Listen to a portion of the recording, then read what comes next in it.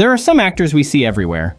They jump from one role to another, build careers, win awards, and become Hollywood lifers. But every once in a while, someone shows up, does one role, just one, and disappears. No comeback, no long resume. Just one performance that for some reason sticks. Sometimes it was their choice. Sometimes Hollywood made the choice for them. Some of them were kids who outgrew the spotlight. Others were cult icons who never got a second chance. But whether it was a wild horror flick, a hit family comedy, or a blink-and-you-missed-it classic, they made their mark and then walked away. They didn't need 5 movies. They just needed one moment. And even if the industry forgot them, we didn't. You couldn't design a more perfect cult icon if you tried. Patty Mullen shows up in Frankenhooker, delivers one of the weirdest, funniest, most memorable performances in VHS horror history, and then that was it. One role, one movie, one very strange, very unforgettable legacy. She plays a girl who dies in a freak accident and is reassembled by her mad scientist boyfriend using parts from New York City sex workers. It's brilliant, and it only works because Patty Mullen knows exactly what movie she's in. She's funny, exaggerated, totally committed, and somehow in the middle of all the insanity, she's charming. She wasn't just a scream queen, she was the whole movie. Before that, she had done some modeling and had a small part in Doom Asylum, but Frankenhooker was the role.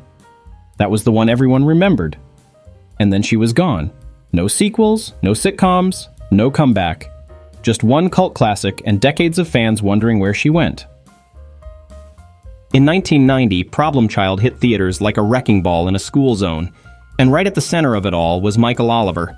Red hair, devilish grin, and a face that somehow made you laugh and panic at the same time. He played Junior, the adopted kid who turned every adult's life into a living nightmare.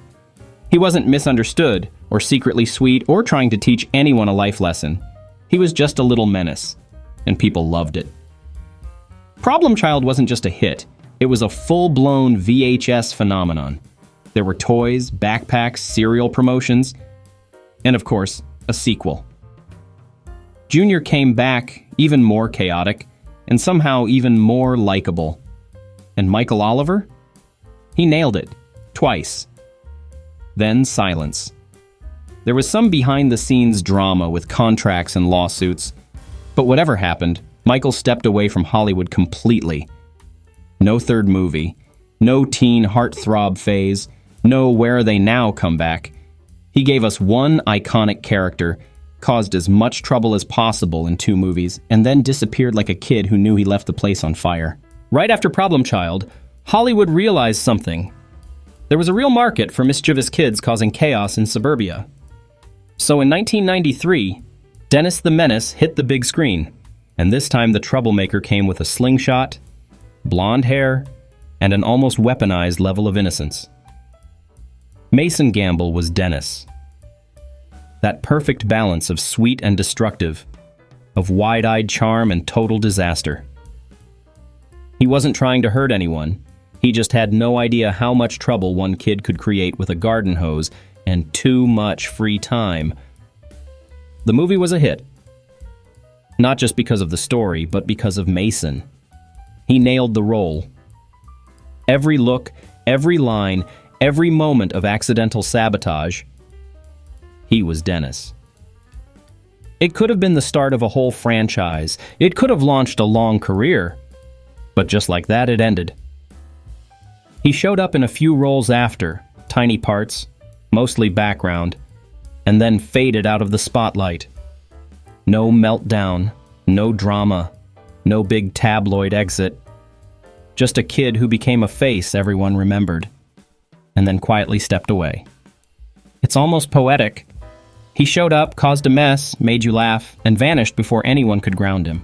There's something about Danny from The Shining that just sticks with you. That little voice saying, "Red Room," the way he looked completely frozen while Jack Nicholson went off the rails. It's the kind of performance that people still talk about decades later. And the wild part is, Danny Lloyd was only 5 years old when they filmed it. He didn't even know he was making a horror movie. Kubrick kept most of the intensity away from him on set, which is probably why he comes off so real. It's not overacted or dramatic. He just seems like a kid caught in something way bigger than him. And honestly, that's what makes it so effective. You'd think that kind of role would launch a whole career, But after The Shining, Danny did one small TV movie, and that was it. He didn't chase fame, didn't show up in sequels or interviews for years. He just walked away. Eventually, he became a biology teacher, and for a long time, most people didn't even know what happened to him. But if you grew up seeing The Shining at the wrong age on late-night TV or on a beat-up VHS, you remember him. One role, one performance, and somehow, it was enough to be iconic. There's something wild about the fact that Carrie Henn had never acted before Aliens. She was just a regular kid, no headshots, no auditions lined up, and then suddenly she's standing next to Sigourney Weaver, holding her own in one of the biggest sci-fi sequels of all time. She played Newt, the only survivor of a colony wiped out by xenomorphs. Messy hair, wide eyes, barely speaking at first, but you felt everything through her. And when she finally connects with Ripley, it's not forced. It feels real, which is probably why people connected to her so much. Carrie had this quiet intensity. She wasn't precocious or cute in a sitcom kind of way. She just was Newt. And even though the role was heavy, she somehow carried it without ever making it look like she was acting. That's what made it stick. But then she didn't stick around. No follow-ups, no child star path, no Hollywood machine. She went back to school, became a teacher, and kind of vanished from the industry entirely. No scandals, no drama, just a one-time role that became unforgettable. She said everything she needed to say in one movie. And the fans, they never forgot. If you grew up in the 80s, you probably remember exactly how it felt watching The Never-Ending Story for the first time. And right at the center of it all was Barrett Oliver. Quiet, curious, sitting alone in an attic, reading a book that slowly blurred the line between fantasy and reality. He wasn't loud or flashy. He wasn't trying to be the hero in the usual way, but he was Bastian. That kid who didn't quite fit in, who got lost in stories, and who ended up carrying the weight of a world that wasn't supposed to be his. You felt for him. You were him. Barrett had this quiet magic.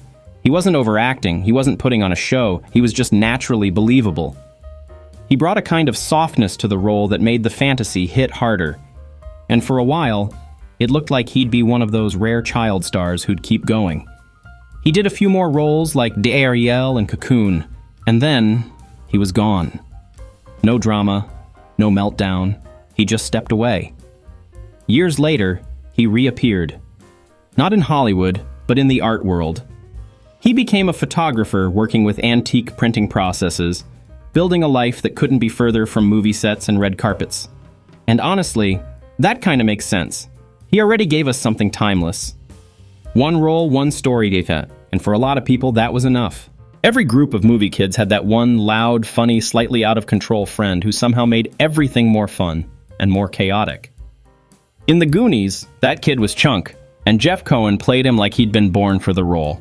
Between the truffle shuffle, the wild stories, and the nervous yelling every time something exploded, Chunk became the heart of the group without even trying. Jeff wasn't the cool kid, and that's what made him perfect. He was awkward, real, and completely fearless on screen. While the others were solving puzzles and outrunning booby traps, Chunk was calling the cops or getting kidnapped by the Fratellis, and somehow surviving it all with a mouthful of snacks and a new best friend in Sloth. And then that was it. One movie, one role, and Jeff Cohen walked away from acting. No failed comebacks, no sad child star headlines. He went to college, became a lawyer, and ended up representing clients in the same industry he'd stepped out of as a kid. Quietly, smartly, and on his own terms. He only played Chunk once. But for most of us, once was more than enough to remember him forever. When A Nightmare on Elm Street 2 came out, it wasn't like the other slashers of the time. It was darker, weirder, more psychological, and at the center of it all was Mark Patton playing Jesse, a teenager being slowly overtaken by Freddy Krueger in a way that felt more personal than most horror leads ever experienced. Mark's performance was intense, emotional, and completely committed. But what wasn't talked about at the time was just how coded the film was. For years, people called it the gayest horror movie ever made, and in the 80s, that wasn't said as a compliment. Mark, who was a closeted gay man in Hollywood, became the target of a quiet, uncomfortable pushback. And after that role, he vanished. For a long time, he stayed out of the spotlight completely. It wasn't until decades later, through fan love and documentaries, that people really started to understand what happened. Mark came back, Not as an actor, but as someone ready to talk about what that movie meant and what it cost him. One role, one scream, one complicated legacy that finally got the respect it deserved. Mara Wilson wasn't just in one movie. She was the face of a very specific kind of childhood magic. Matilda, Mrs. Doubtfire, Miracle on 34th Street. She had that balance of smart, sweet, and just a little mischievous that made her a standout in every role. But Matilda was the one. That character became her identity for millions of kids who grew up in the 90s. The quiet girl who could move objects with her mind and stand up to mean adults with just a look.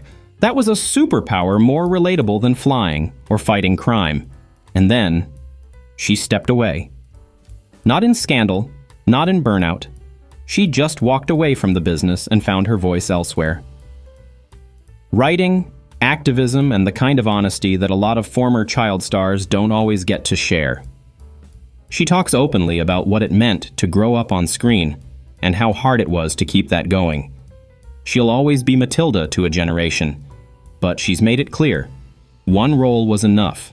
If you were into horror in the VHS era, there's a good chance you rented Sleepaway Camp thinking it was just another slasher with kids, cabins, and blood. And for most of the movie, that's exactly what it looked like, until Felissa Rose showed up in the final scene and completely burned the film into horror history forever. She played Angela, the quiet, awkward girl at summer camp, who barely spoke, always looked uncomfortable, and somehow made every moment feel just a little off. And then that ending hit, and if you know, you know. It's one of the most shocking twists of any 80s horror movie, and Felissa's expression in the final frame is still one of the most haunting things to ever close out a VHS tape. After Sleepaway Camp, she vanished. No major roles, no Scream Queen tour. For years, fans wondered what happened to her. And honestly, that mystery only made her character more iconic. She eventually came back in indie horror and fan circles, but for most people, she'll always be Angela. One role, one look, and one of the most unforgettable exits in slasher history.